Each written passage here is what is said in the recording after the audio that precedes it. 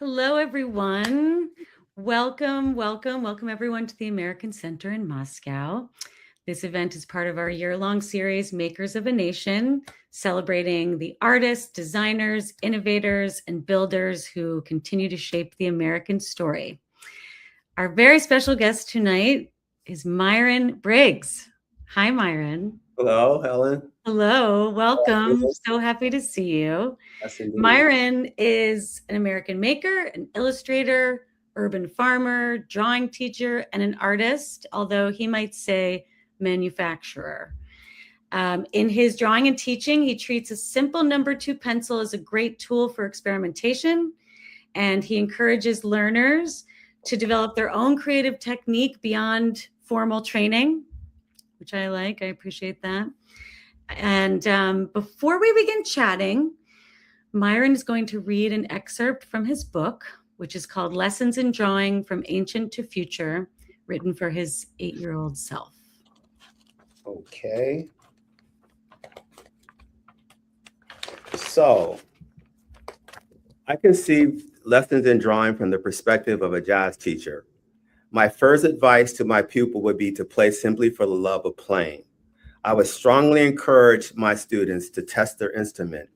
I wouldn't teach songs, I would teach the instrument and allow the student to learn songs on their own. But the instrument in these lessons is the number 2 pencil, this thing right here. We will explore how to draw with the number 2 pencil like it is a musical instrument. We will celebrate its simplicity and connection to the earliest forms of visual expression. Lessons is not a standard how-to book, but a philosophy that is copiously illustrated with original artwork and exercises in drawing.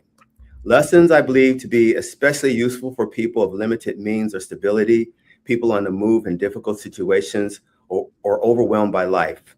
Lessons is as much a book about how to see as it is how to draw what you see. I believe that good music and fine drawing are born of the same thought. Drawing at a certain level of artistic accomplishment and jazz music are nurtured in the same womb, and they are drawn from the exact same well of freedom, strength, and virtuosity. So Wow. That's the introduction to my book. I love it. I really appreciate that. When did you publish this book? I published this book about 5 years ago. Okay.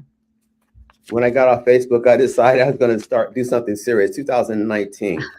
So I spent the next, 3 years or so putting this book together.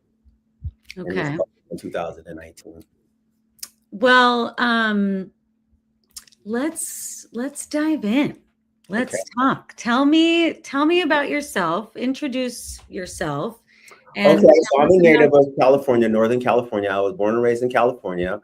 My family has lived in the Bay Area for over 100 years. My people came to Oakland around the turn of the century. My father grew up in Oakland, and my father had a kind of an interesting lifestyle. He ended up moving to Sacramento, where he met my mother, and I grew up in Sacramento. Nice. I've been there. Northern California do you consider that's Northern California, right? Yeah, that's Northern California. Yeah. Now, there are people who would consider it not part of Northern California, but they're extremists. Oh, okay. Well, California is an extreme place in terms of weather and mudslides and earthquakes and all that. The wild west. It's still the wild west. So let's talk about your project. Your current practice is centering on drawing. And this project is a multi-year project that imagines a missing set of baseball cards through a hand-drawn deck. So tell us about this project. Tell us about this deck of cards and everything that comes with it. Okay. So this is how this deck of cards came about. In the early mid-90s, I was working in the Prints and Photographs division of the Library of Congress. And I think we have the largest collection of baseball cards, I do believe. And so we were organizing and processing this large collection. And I was looking at all the faces and I was asking myself this question, was there the equivalent for the Negro League players?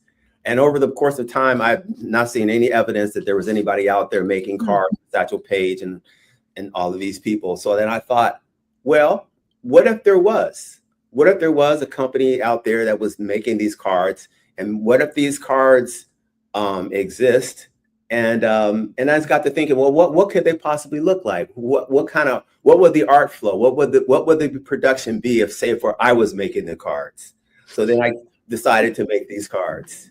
And these cards center around a fairy tale that takes place in the fall of 1933 between this group of the best Black baseball players from North America. So over the first century, I take all the players from their different time periods and put them on the field in their prime. And so you have Satchel Paige going against Willie Mays. Wow. Games. And it begins in New York City during the premiere of King Kong. That's why you have King Kong. King Kong is actually on its way to the opening. Midnight Special. So the first game is going to be the opening of what?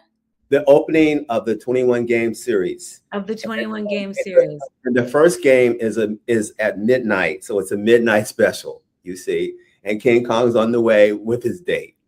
And see, this deck here, it has a lot of, it's just reeks with symbolism.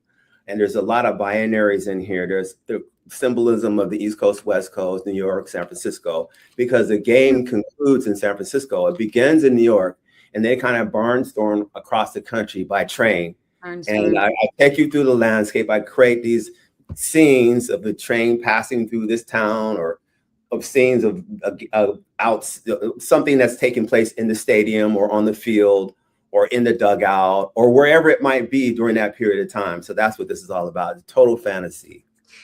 And when you say barnstormed across the country, I love this word. I love this idea too, because, and I know that you're not as crazy a baseball fanatic as I am. I love baseball, the sport of it, the science and philosophy of it. It's got this like mystical quality. But barnstorming, there's like barnstorm leagues, and there's other smaller leagues that have these funny names that come from this older tradition. And barnstorming, like, what is that? Do you know what that means? Yes, I mean, when you say it, put it like that, I don't even know if that's the proper word to use. I think it is. I think it is, especially in the context of baseball, which you do. Yeah. So one thing that it does imply is that there is some serious competition happening. These people have their hearts in the game, and they're not trying. No one's trying to lose. That's true. I love that. Nobody's playing for a contract. People Right. are playing for victory. They want to win. They want to win, and they're playing for the love of the game, the Yeah. love of the sport, and how good they are. Exactly. Yeah. You have multiple generations in their prime on the same field. Well, then they're trying to prove things to different generations that, well, we're better than you guys. You guys didn't play. You didn't have to go through this. You guys had catcher's mitts and stuff like that. We had to catch with our bare hand, dude. That's hilarious. You know, that would be a really cool play to write, like those guys in conversation on the field. And so you've imagined this whole fairy tale, and that's so much fun to be able to like picture them, which you did. So Yeah. so before we take a little look, you started drawing all the scenes you were imagining in the dugouts and the dance halls and the barnstorming. And when you were doing that, did you already know at that time that this was going to be turned into these small cards, or did you let yourself kind of go wild? I didn't know that at the time, but I wanted to get an object that was unifying, that would bring the whole thing together, and that move the story forward, and that is in every scene, these cards. So I decided, and the cards are such a deep thing. I mean, cards have such symbolism, just the fact that they exist. And I decided, and I never made a deck of cards. And so I wanted to, I've always been fascinated by cards. So I decided, well, let me just engage this and see if I can do it and what it's going to turn out. Okay. And a lot of things did turn up. A lot of things turned out, a whole like the ghost of baseball past and future. We'll talk about that later. Well, why don't we take a little... I just completely made it all up. I love that. Well, you have to, I mean, they're real people, but you imagined all kinds of things that they might have done together or imagine them in places that maybe they never got to go to, and you get to take them there, Mm-hmm. and they get to play with Willie Mays or whomever. Mm-hmm. Well, why don't we take a little peek? Let's take a Okay. look.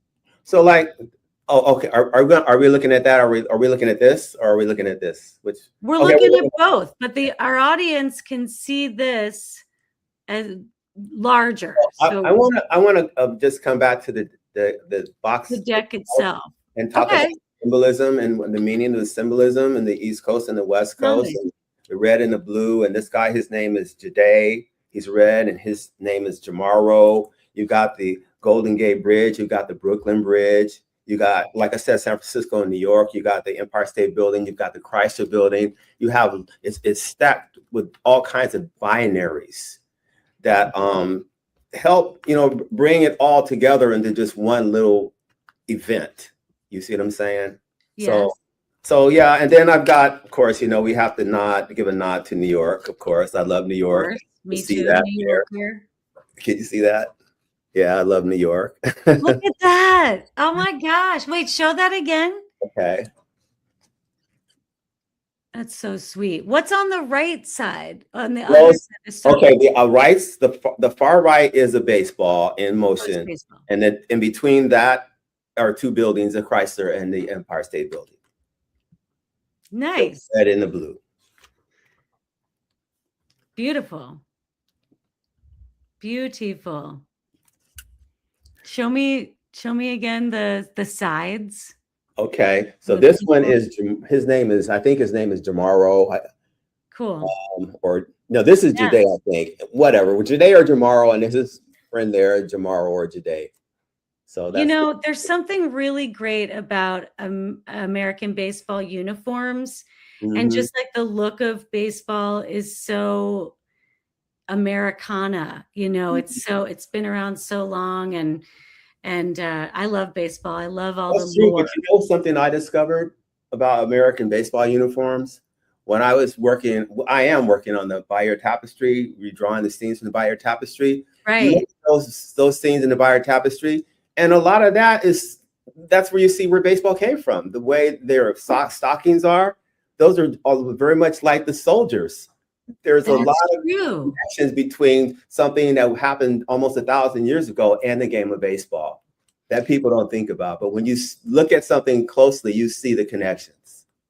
Well, when I was in college, little side note, I focused this independent study my final year on comparing warriors, like the Greek phalanx system, which is based on honor, how you were lined up.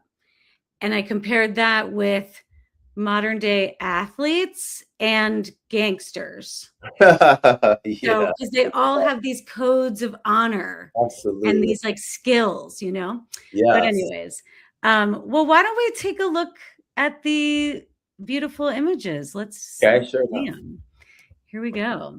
So this is from your show that just opened last month or month before last at Busboys and Poets in Washington, D.C., which is an historic place. And we can see here framed, there's 6. That's the face of the card. Is that what you call it? That's the back of the card. That's the back of every card. Yeah, the back of every card. Okay. Tell us about that image.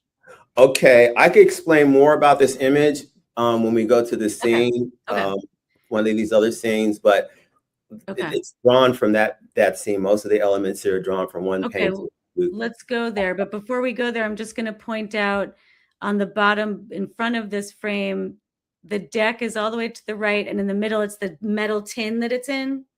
Yes. That's so nice. These are all decks. There's 3 different variations from the three different companies. There's one that's missing. Yeah, those are 3 different companies. Cool. Which companies? Okay, this is the American Playing Card Company, the most recent one. And this is the, I forget the name of these other companies, the fly-by. I shouldn't say they're fly-by-night, but they're earlier versions. Okay, so here we have a drawing, a hand sketch. And so this guy, his name is H.K. Oren. This photograph was taken in 1927. And according to the caption, he's been riding this bicycle for the 4th of July for the last 46 years, and this is 1927.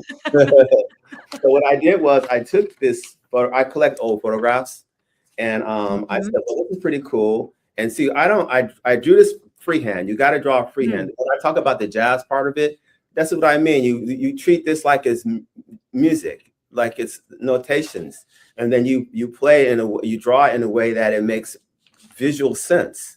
You see, and so that's what this is. This guy here, and I love it. And so then this turned into this, and this is the wild card. That's the wild card, and I can say Midnight Special. What's that? Midnight Special. Midnight Special. Now the thing about this guy here, in terms of America, American life, and this applies in other societies as well, but this guy, he may not look like a black guy, but he is a black guy. And in terms of our situation here in America, he is the wild card, if you understand it. You know, someone like, if I could say Barack Obama, but that person can straddle two worlds. And that's what he's doing. He's straddling not only two worlds, but he's straddling this bike. I can't ride a bike like that. Oh yeah. More binaries. And with the wild card, he really can be anything and be played in so many different ways. Usually you save your wild cards to win. We didn't even talk about card games yet, but we will, because Myron and I both love the game Spades.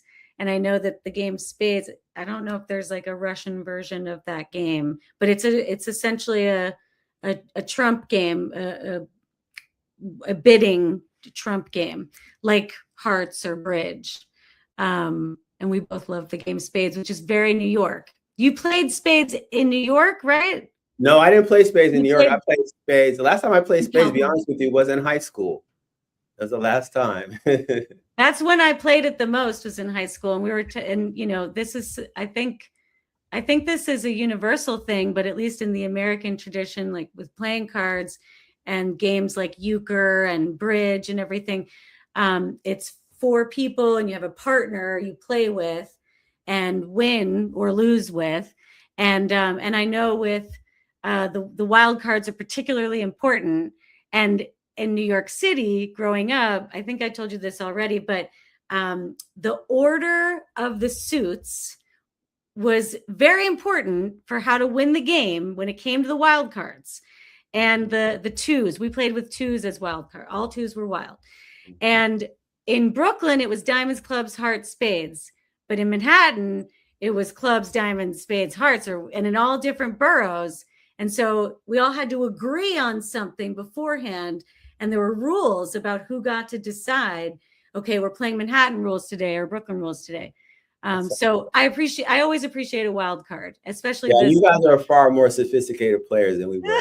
About that. But well, I guess in Oakland, you just played Oakland rules. I guess. I don't know Oakland rules. I know Sacramento rules. Oh, Sacramento. Yeah. But I want to say this too, and I think probably the most what really I think motivated me as much as anything is the memory of what it was like in high school when we were playing cards and how all of these disparate people came together and we were like a big family. People didn't necessarily get along with one another, but when we came together in that particular setting, we were close. And I never forgot that. Never got it out of my head. So I thought, well, this would be one of the primary reasons why I want to make these cards, because I do want to bring people together. And it's no accident that I have red and blue and east and west, and the Empire State Building, the Chrysler Building, the Golden Gate Bridge, the Brooklyn Bridge. That's not by accident. Iconic. Yes. Iconic. So, okay, shall we move on to the next? Sure. Okay, so we have this drawing, which is inspired by this postcard that I tried to buy. And this postcard, when I saw this postcard, I was so blown away by it. I told myself, oh, I'm going to bid $50 on this postcard. I've never bid that much money on something like this.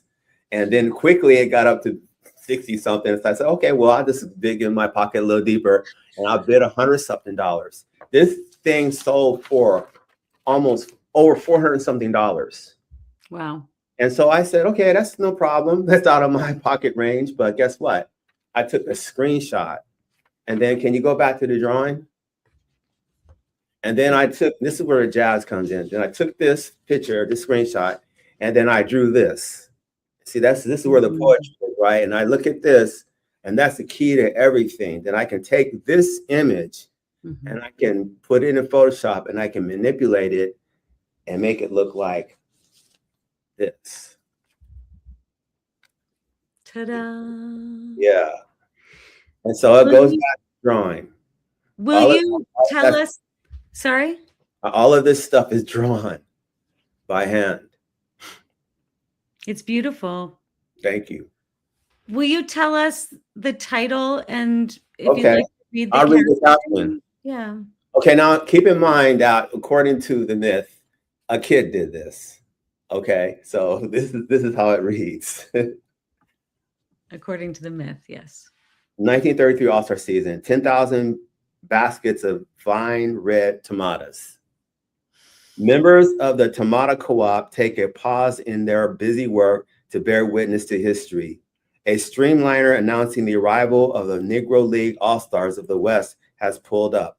The bellowing beast intruded upon their existence was a serendipitous appearance. The train arrived unexpectedly during a frantic late season rush and paused on the siding. To everyone's astonishment, later it was said the players came out and greeted and signed autographs. So just passing down the rails to the next venue, to the next game.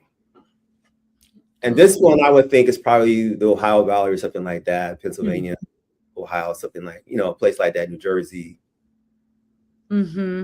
Somewhere growing tomatoes. So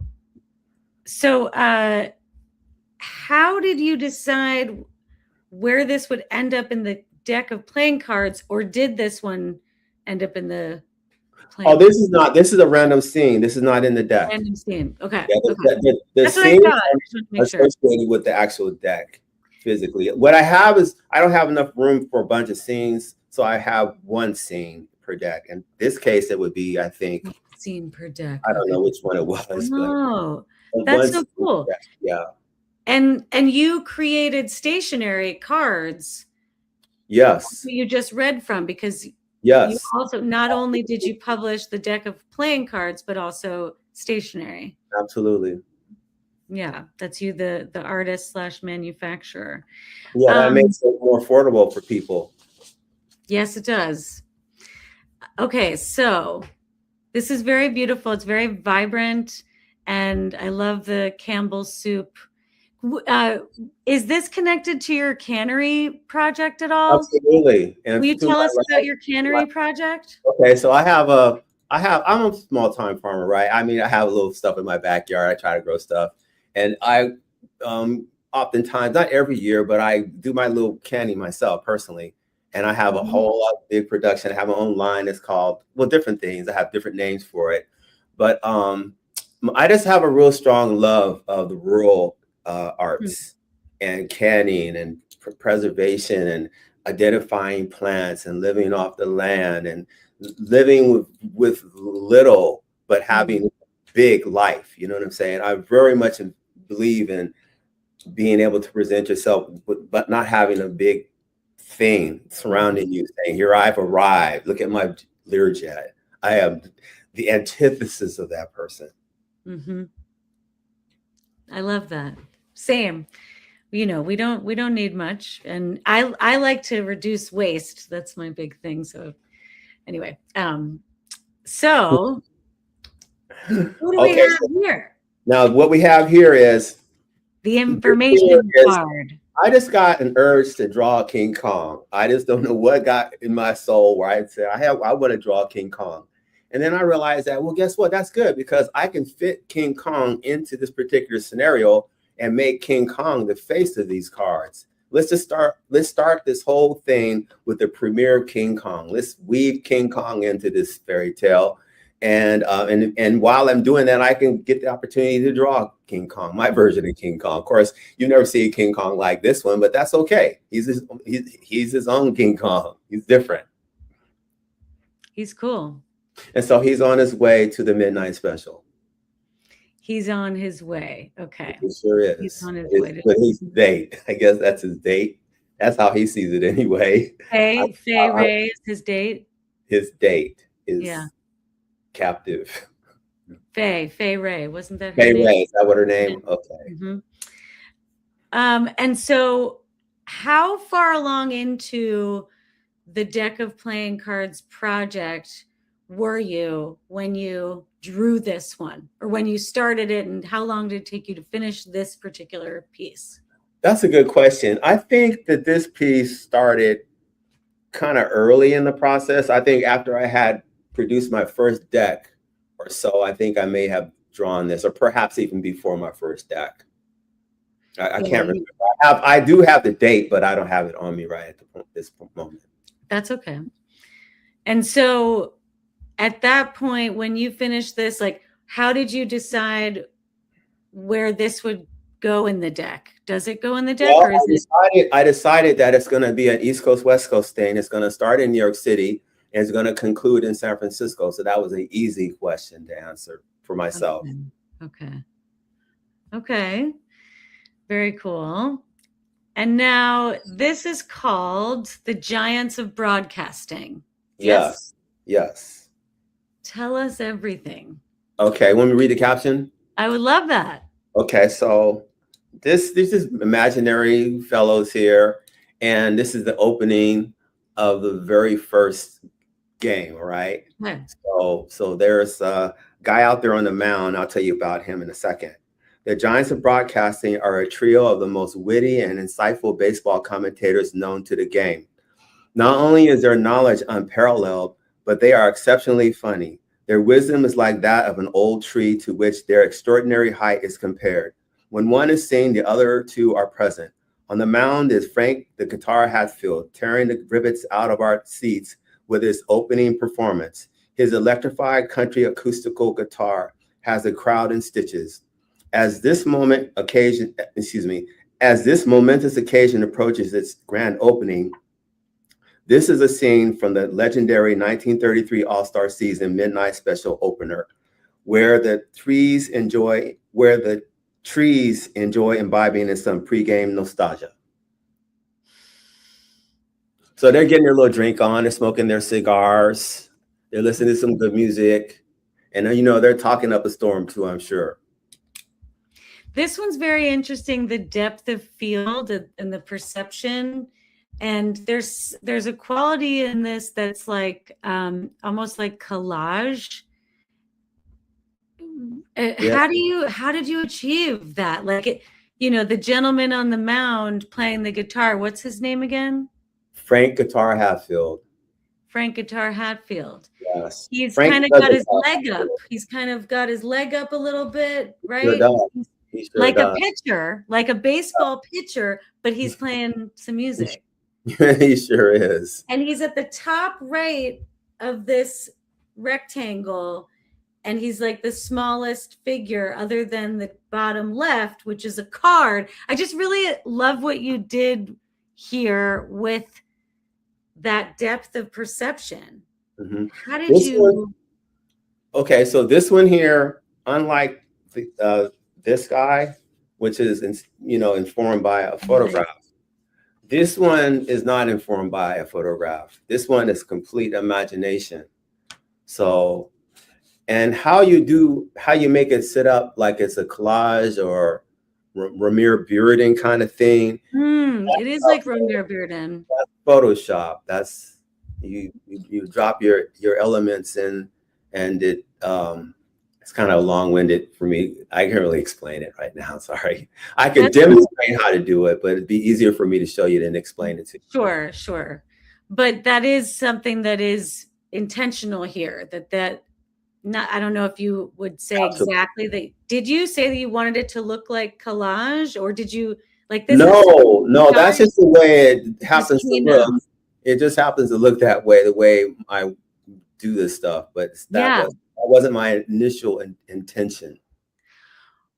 Well, it's cool too, the way the man he's sitting next to on his right, we only can see his eye and his hat, right? That's one of his companions. Yeah. I mean, it's just very interesting angles and perspective. Like it almost feels like I'm in the bleachers at the game. Yeah. Yeah. It really does. Because Hmm. baseball is like that. You know, Hmm. they're tiny on the field, but you've got all the, you know, all your friends around you. Hmm. Anyhow, the colors are so vibrant, and I really like his collar. Like that's a cool coat, whatever he's Yeah, wearing. that's kind of New York. Yeah. Yeah. Okay. Well, here we have Tex. Okay, now text is really cool. That's another one that's drawn largely from imagination. Although I did reference an old photograph of a gas station, but the Cadillac and all that other stuff, the baseball bats, that's an old Cadillac. So what this represents is this guy, a friend of mine's, Mr. David Porter. Mr. Porter was a Negro League player, and I don't remember what he looked like or anything like that, but I wanted to create this image to honor him. So I made this up in honor of my friend's father, David Porter, who was a Negro League player.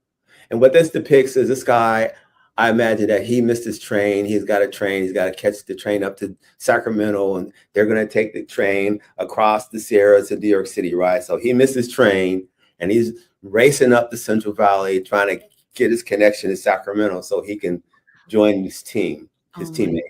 That's what this is supposed to mean. That's why his belt is half on, his shirt, Yes, he's pushing, he's got to yes, go. yes. And why I chose Tex is because Tex is such a common, popular name in franchises such as this, sports franchises.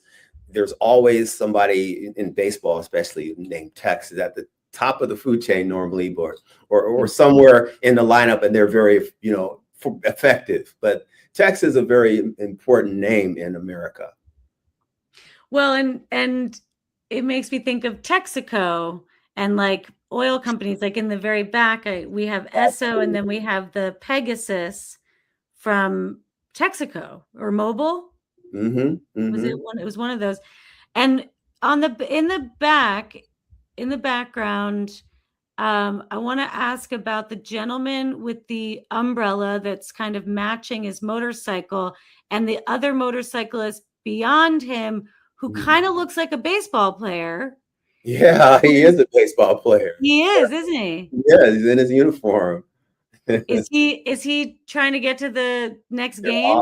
all together. They're They're all riding together. together. They're all Yeah. together.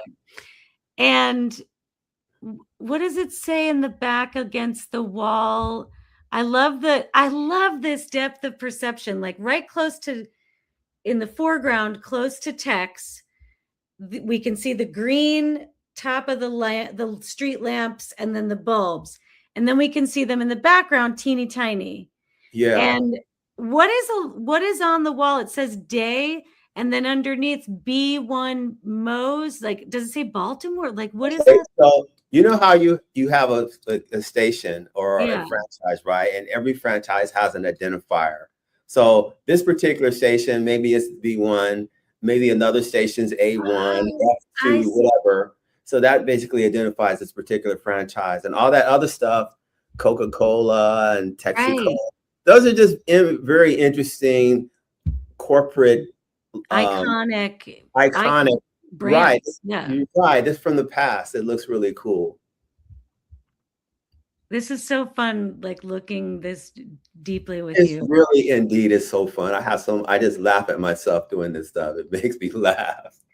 Well, and I love that there's this whole life of this fairy tale. Like, I feel like it's going on right now while we're talking. Like, they're still all doing all of this. Like, the imagination piece is it's real. It is. Weird, but it is. Imagination is a very powerful vehicle and tool to help you maintain your sanity and keep from being weighed down by depression. So true. We need our imagination. And also, the brain doesn't really know the difference in terms of like physiology and how something we imagine might make us feel. Mm-hmm. And so it's good. It can be really healthy and good to use it. It is. Yeah, absolutely. Absolutely. It's powerful. Okay, let's look at what do we have next? We have the King of Clubs, That's a And cool Papa Bell. cool Papa Bell. Mm-hmm. So, okay, before we talk about this particular image we're looking at, what do you want to tell us about the process of drawing these scenes, imagining these stories, these people, these lives, these games, everything going on, and then deciding which ones would become a face card, such as the King of Clubs? Well, I'll say this, there's not a whole lot of thinking involved, honestly. It's just doing. And then once I see something that looks good, that's it. I don't really think too much about it like this. Sometimes I'll draw something and it's not a particular player, but it's a nice drawing. I'll go with that and I'll figure out what to call it later on. I have a few drawings here that fit that category. It looks nice. It'll fit in this deck, and we'll give the name somewhere down the road, or maybe someone else will give it a name. But right now, it's just an image that fits in this deck along with the rest of his family members. Right. And so the King of Clubs, I guess when you make playing cards, you always have to think of that. What do they call it? Do you want to tell us a little bit about what it was like to find the right manufacturer for the, or the right? That was quite an ordeal. That took years. It took me probably about 4 years before I finally worked up the what do you say, credibility, because there are certain, once you get to a certain level, they want to make sure that you have a lot of money or you have the kind of project that they're interested in working with, because they're used to turning people down. So that was quite a process. And you went to 4 or 5, or you went to numerous. I went to 4 different companies. No, and they're the 4th. And with each company, the succeeding project had higher requirements. I wanted to do more. And I wasn't able to do that with these other guys, so I moved on to somebody else. And finally, I got the premier card makers, Cardamundi. They're supposedly the oldest card company on the planet. They make the best cards.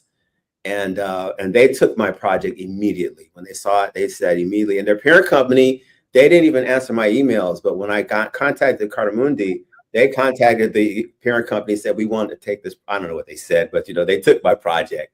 After that, they were taking my calls and everything. Wow. Cardamundi, where are they based? I don't know where they're based. I think somewhere in Korea or South China or somewhere like that. But I know they originate in the Netherlands, I believe. Okay. Denmark. Cool. Somewhere in England. They're like the premier card makers. Yeah. But they've been making cards longer than this country has been in existence. And they use the Heidelberg press. This is real art. It comes off a press. They use proprietary inks, papers, and everything. It's the highest quality possible. Wow. And that was something that really appealed to you, particularly because of the Heidelberg press, right? Because the other playing card printers were not using a press, or not a good one, right? Or what happened there? No, they weren't using that kind of equipment that I would like to use. And their interface was such that they're mass production. So they're just trying to get as many accounts as possible. Whereas these people, they're kind of difficult to communicate with, but they don't have a very high volume. And their thing is more about quality than volume. And nothing I liked about these cards is they're sealed like an official deck of cards. So you can see the seal right here, and you got to pull them apart. And that's when people see that, they know that's real. Yeah, that's real. Yes. Wow. Is there anything else you wanted to say about the King of Clubs? Cool Papa Bell? No. Is he wearing a vest or a uniform? Oh, that's a uniform, I guess. Sometimes they had vests, and I just love all the details. Like I have such a sense of his outfit and how he holds himself and carries himself. Like very strong graphics, really beautiful. Very strong. Okay, now this is the King of Diamonds, the Gandhi Dancer, or just Gandhi Dancer. Gandhi Dancer. What does Gandhi Dancer mean? Okay, the guys that built the railroads back in the day, the black guys that sang these songs, they say, so, okay, and the other guys will follow. those are the Gandhi dancers. And so I wanted to honor them. And that during that time, they were very active in 1933. I'm sure they saw quite a few of them as they traveled across the country. And I'm probably sure they honored them too, and gave them some, brotherly love, I would think. Yes, gave them their flowers. Yes. And so Gandhi dancer, and he's a pitcher, isn't he? So what I did was, so I just imagine, okay, let's say there's somebody, they're working on a crew, right? And they're doing that kind of work. But at night, maybe they have this profound, deep love of baseball, and they're trying to figure out how to make baseballs. And maybe they got really good at making baseballs. And maybe they just started a little business, and maybe they became like the primary baseball supplier to the Negro Leagues. You see what I'm saying? Yeah. Really beautiful. And, I'm noticing more parts of your themes, like the sunflower. Yeah, the sunflower is a very important species in America, and not just America, but Russia as well, right? And those countries, but they've got the big spread, hundreds of acres of this same flower following the sun. It's a very powerful, dramatic theme experience. Indeed. And next we have the Queen of Diamonds. What can you tell us about it's her? unfortunate that you didn't select the one that is, let me show you this one here, the Queen of Spades, because I have more to say about her. But I always love the Queen of Spades. The Queen of Spades is such an important card in so many games. Absolutely. Let me see if I can find her real quick. She's like the Queen of the Night. Oh, no, sorry. I'm sorry. Queen. Okay, here's the Queen of Spades. Okay. Ooh. Wow. One of my favorites. Wow. But I want to show you this one here, which this one here, this is the Queen of Clubs. This is the Queen, I call it the Queen of Clubs, Latifah. Very regal. Beautiful. Let's go back to here we go. Okay. So I look at these women here. I see them in some kind of capacity as owners. They're definitely prime movers. They're telling people what to do. They're signing contracts. They're doing all this kind of stuff, right? These women here, they're not to be played with at all. Yes. I love that. I love, love, love this. It's so rich, so colorful. It's so special. And you have all the little like nods to, I guess, the more typical playing cards, like her little face. I wish I had a pointer, the little, with her eyes, like she always looks so, she's got her little face peeking through. That's like on all the other playing cards. And you had it also back here. Yeah. The blade of the. And you know why I do that? Tell me. I want to give a nod to all the early card makers, and I want the people who use these cards to understand where they come from. It's not just me, but there's generations and generations of people who have been investing in this card making business, and I just wanted to just honor that. And also, do that as a queen. I mean, some people are looking for that kind of face. True. And I like how, it seems like it must have been really fun to like determine where to put those little details. Yeah. What a joyful choice. What a joyful process. Absolutely. The whole project was joyful. And like now, this is one of the ones maybe I started out and it was going to be so and so and so, and maybe I forgot who was supposed to represent. I just said, let's just make it a nice guy playing baseball. So I don't really know who this individual is at this point. Beautiful. I love this one. He's like about to get up there, take his swing. He looks determined. Like I like this one a lot. Okay. Red Sacco, the problematic. Who is Red Sacco? And why do you so it's a fairy tale, right?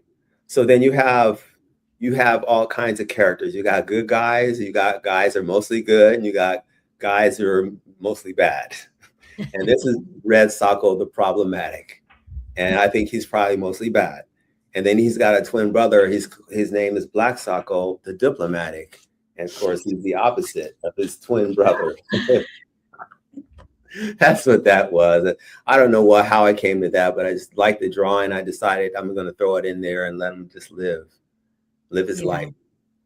It's really like how you describe jazz as something you can use to create something with a pencil.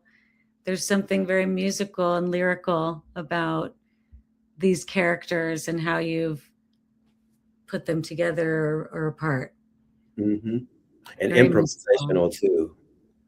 Improvisational, yeah. And next, our final. Okay, the Ghost of Baseball, Past and Future. Let me tell you how I drew this one. So this one, you know how a baseball bat, old baseball bat, how at some point when they dry out, they start to separate, the layers separate. And so wait, say again, a baseball bat dries out. When it kind of gets too dry, sometimes the layers that form the bat, they kind of separate. Oh, you get cracks in it. You've seen an old baseball bat, you see that. Well, that's what it is. This is like an old crack in one of Babe Ruth's most prolific baseball bats. So I took that crack and I created this spirit, the Ghost of Baseball, Past and Future. And the thing about this guy is he's an oracle. And so everybody's coming to him asking him for advice. And normally he would give you good advice. But the thing about him is he can't lie, but he doesn't always tell the truth. So you got to be careful. He can't lie, but he doesn't always tell the truth. No, not always. Okay. Tell me more about him. Tell me more about what's he wearing? A robe? Yeah, some kind of robe. Very regal. I can't say I can really thought about it that thoroughly. It's just something that just occurred. It looked good. Let's go with it. It does look good. I really can't say that I really set out to do this the way that it is. It just happened to come into being like this. So I really haven't defined everything about this creature or this guy. Yeah. He's holding a cane or like a scepter. Yeah, and that's the thing. What is it? It could be either. It could be both. But it's definitely something that has authority attached to it, and also something that could hurt you if he's tried to. If what? Say that again. Something that could actually hurt you. Yeah. Yes, a protective weapon. Exactly. So we have some questions from the audience, but before I jump over to those, I want to pull up a notebook of yours from 1995. Okay. I asked Myron if he had anything from this time, because wasn't this when you started to draw again after 2 decades? Yes. Yes. So what this represents is I was really seriously studying drawing for about 7 years. And in 95, I just stopped that for almost 20 years. I just stopped drawing. But when I would look at something, I'm always drawing it in my mind, right? So when I picked up this notebook in November of 2014, with the fall of 2014, it's occurred to me that I'm drawing so much better than I ever drew. My drawings were so much easier. They were so much more concise. Had so much more confidence. And it was really like how, it was a remarkable lesson and just the hiatus that occurred, because you would think that for me to advance, I need to be practicing. And I was practicing mentally. And so these drawings represent the amount of growth that has occurred between those two decades. Okay, now that's current. That's where I am right now today. That's current stuff. Okay, wait. That's current. This one. That's one that I started when I picked up after 20 years. I think that's the first drawing that I made, serious drawing, after almost 20 years. So you've been practicing in your head Huh? Sorry? I'm sorry. No, after you. You'd been like practicing in your head. Yeah, Draw. everything I see, when I see it, I'm drawing it mentally. How would I draw it? How would I do this? And when I draw, I'm trying to use as few lines as possible to define my drawing. See, when I draw, there is the way drawing is taught in college is not the way that I practice drawing. The way it's taught in college and academia is for a previous time period, for a different age. The way I draw is for the digital age, the digital realm. So I am drawing like a map maker, right? You go out, you find the land, you define the features of the land, and then the developer comes in, which is the painter, and they put the roads and the hospitals and build the bridges and everything. That to me is the painting part, but the drawing is just defining the elements that you can manipulate. And that's how I draw. I don't do any cross hatching. I don't do any shading, because for me, that's not really strictly drawing. I apply very strict rules to drawing. That way it frees me up. I don't waste my time trying to do stuff that's not related to what actual drawing is, meaning defining the element that I'm trying to capture. When did you draw this one? So this is a 2014, the fall of 2014. And before that, I couldn't just sit down and just draw something like this. I would be too timid, you know. I'm going to take a question from the audience. Okay. Okay. When you sat down, okay, many of us are learning to draw on our own. When you sat down to draw again after 20 years away, how did you begin? And what would you tell someone who feels it's too late to start?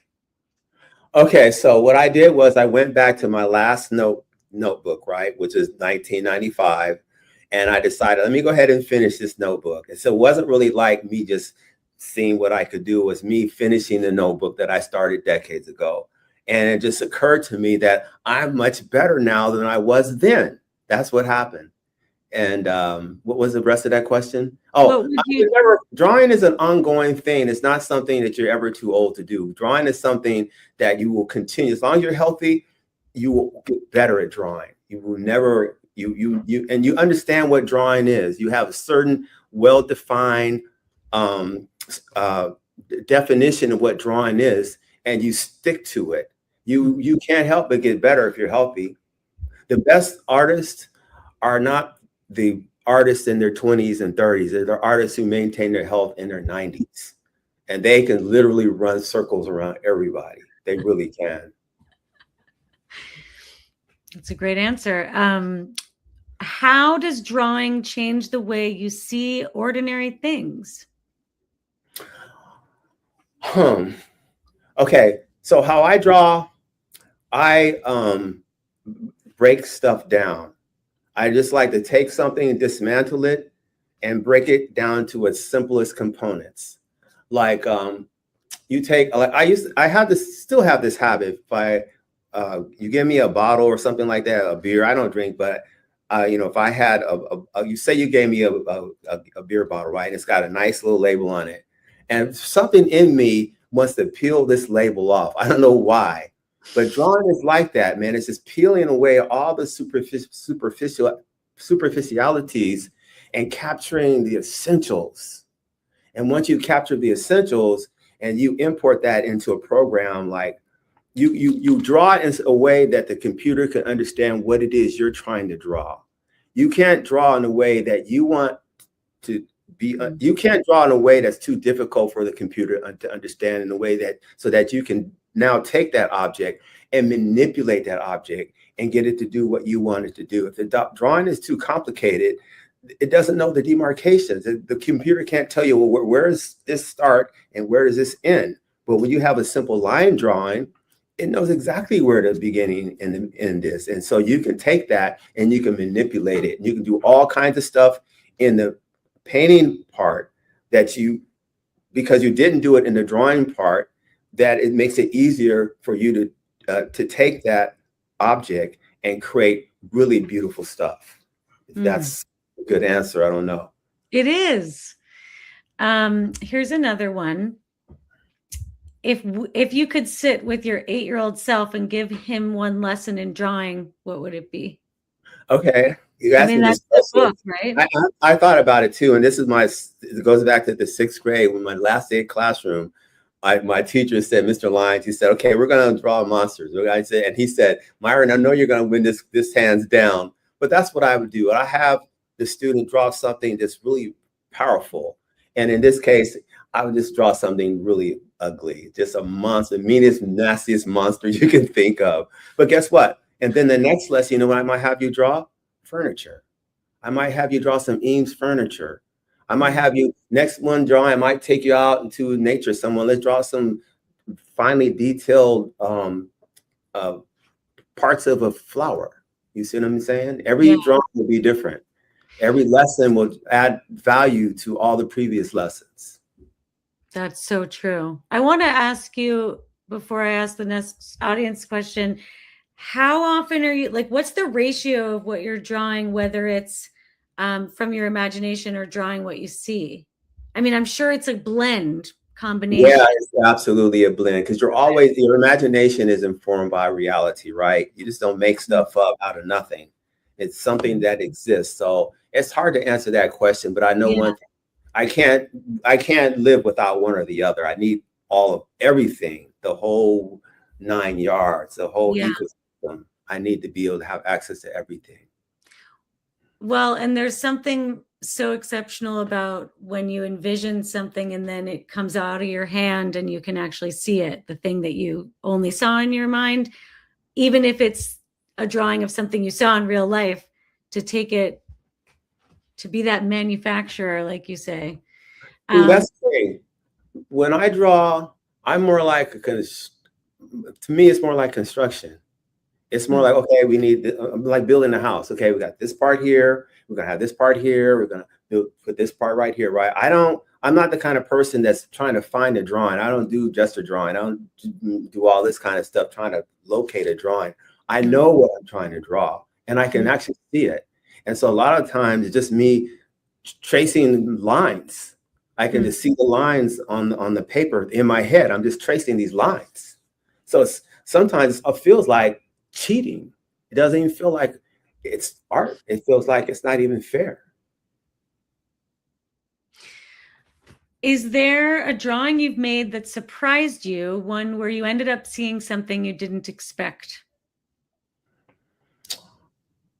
All of my drawings are like that, pretty much. Especially you always see something you don't expect.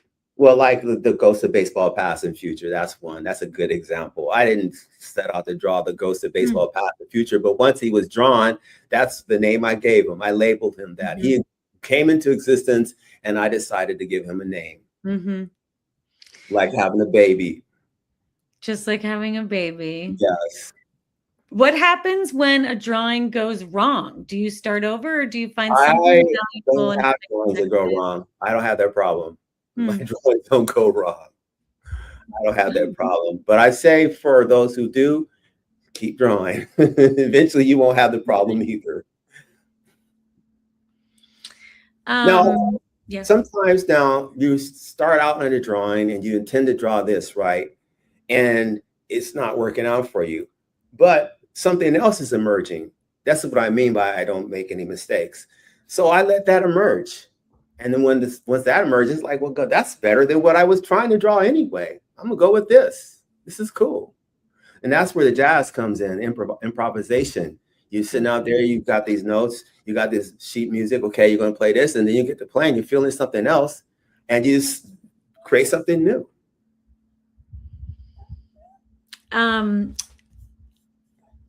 Do you use colored pencils or only black or graphite? I have a whole set of colored pencils, lots of colored pencils, but that's not for drawing. I use graphite, number 2. That's how I lay everything out like a surveyor. This maps everything. And then if I want to do colored pencils, that's different. That's a whole different thing. You can do that, but that's not the same. Yeah. Well, we're getting close to wrapping up our hour together. It's been so nice talking with you. It really Thank has you. been. It's gone really fast too. I know. I could talk to you for so long. I want to look this Like deeply at riding the all of your. metro, riding the New York City bus subway, Yeah. having a So before you conversation. know it. Well, thank you so much. Thank you so much. Do I need to and press a button, something that says this is now concluded, or what do I do? yeah, we're just gonna thank everyone and say good night to the audience, and then I thought you were that'll gonna ask. be I that. thought you were gonna ask me a question. What advice would I give to a young Russian person growing up in the world? What would my advice be to them about making art? Because I do have some thoughts about that. What would your advice be? My advice would be to do something monumental like this. Start young, pick up all the skills you need, give yourself a lot of time, give yourself generations, right, to get up, develop all the skills to obtain all the knowledge that you need to actually execute this program. But you should get together with a group of people, form yourself a little club, have competition, get this book, and practice, and learn a difficult skill like jazz music, because jazz music for me is extremely essential. I play jazz music every day. I've never been in a band. I've never recorded anything, but it informs my art. And so I would highly recommend that you learn how to play some jazz music, learn how to play something that sets you free and sets you apart from other people in a realm that has nothing to do with art if you want to be an artist. So that's not that you asked me for that advice. And I would say this too. If I was a Russian 8-year-old or something like that, I would be looking at something, like I say, a monumental piece of history. So what would that be? That would be something like Stalingrad. I'm thinking about, okay, there's a lot of people have a lot to say about it, but there's a lot that's not known. And I would set out to just illustrate Stalingrad. I've probably 1,000 paintings, right, over the course, and just put that into a whole new perspective. So that's that. Not that they asked me for that advice, but I think that's the kind of thing they should be thinking about, doing something on a very large scale that involves lots of elements and lots of paintings. That can take a long time and take generations. Yeah. Yes. That's what it means to be a great artist. It takes a lot of time, a lot of sacrifice, and a lot of dedication and confidence and fun and humor. Enjoy. Absolutely. Thank you so much. Thank you. You're welcome. Well, that concludes our lovely conversation with Myron Briggs. Thank you, everyone, for joining us, and we'll see you next time. Bye.